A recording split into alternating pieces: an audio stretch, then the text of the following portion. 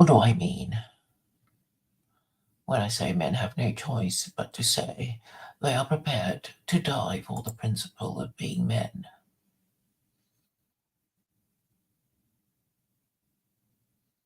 It's very simple, isn't it? I mean what I say. So if you understood what I was saying, you'd say, how and why? But you probably don't, because most people just don't ask the logical next question. They just don't. They're not capable of it. They're incapable of putting two and two together to make four, because I guess that for some reason they hate the number four or something.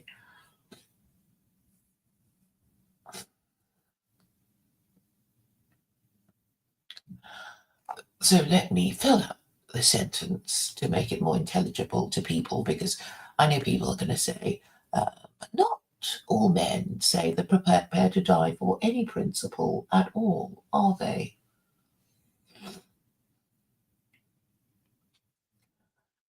So the kind of men we would expect to say they are prepared to die for a principle would be heterosexual men trying to signal that they are worthy to father legitimate children.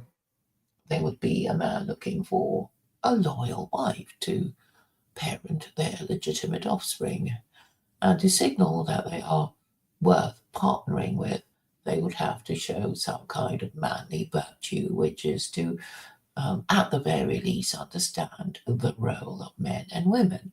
And they would say, we men have certain privileges over you women because we protect you and provide for you.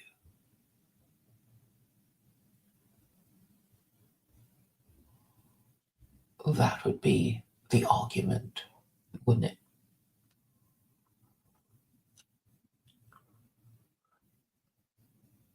And the women would say, but you're not all soldiers. But you see, it's a principle of the thing. You would expect, if you had a husband or a boyfriend wanting to impress upon you that you should choose him as your husband and the father of your children, is that he will be around after having sex with you, in order to provide for his offspring and protect the mother of his children, who will be looking after his children, that sort of thing. And you want, as a woman, to be assured that your husband is up to sticking around, protecting and providing, and you, in turn, have to make him want to protect and provide for you.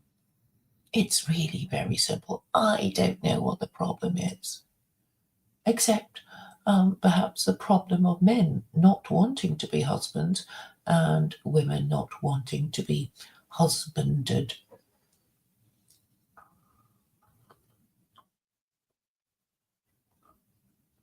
Why do I say men have no choice? They have no choice if they want to show that they are fit for the purpose of being husbands. So even if they think, well, if it came to the crunch, I would be abandoning my wife and my children and deserting and making a new life for myself. But then, if that were ever discovered about him, that he, a man, abandoned his wife and children in order to save himself, he would be shunned by other men as a deserter. So, this is really the problem men would have in escaping from their masculine duty of protecting and providing for their women and their children, and also, um, well, they want to have sex. So they would tell lies. Is there a problem of men telling lies? Well, the point is, there will always be people, hypocrites, who will try to pretend to be better than they are and to believe in things that they don't really believe in and to make promises they don't intend to keep. And it is only through making a note of what men say they will do that we will know if they actually do it. And obviously, you want someone with a track record of keeping his word and honouring his promises, and also to be assured that he submits to truth and logic, which is a survival strategy. That is why women are not interested in feminized men or infantilized men or poor men or stupid men or sick men. They've got enough on their plates. They don't want to be providing for, well, ministering to the needs of sickly, stupid, educationally subnormal men, unless they were paid to do it, unless they experienced some kind of, personal, vocational satisfaction in being a nurse. So let us understand that if women were being rational, men would also force themselves to be rational in order to understand our minds.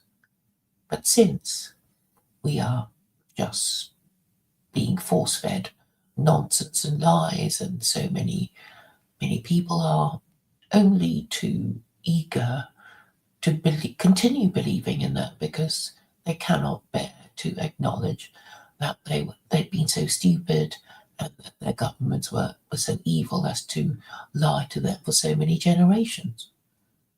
And there are men I know who don't want to face this fact, who want to carry on voting, who are part of the problem, who don't want to marry women, and who do not even have the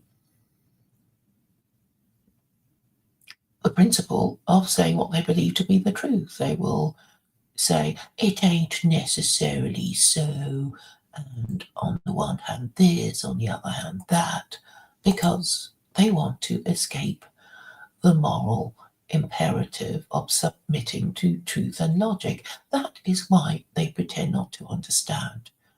They pretend not to hear. If they hear, they pretend not to understand. If they understand, they will deliberately distort what you're saying to make you sound stupid and hateful so that others like them will shun you because they hate the solution that you are proposing. They hate the number 4. I mean, 4 as the metaphor for the moral imperative that they are so keen to not heed.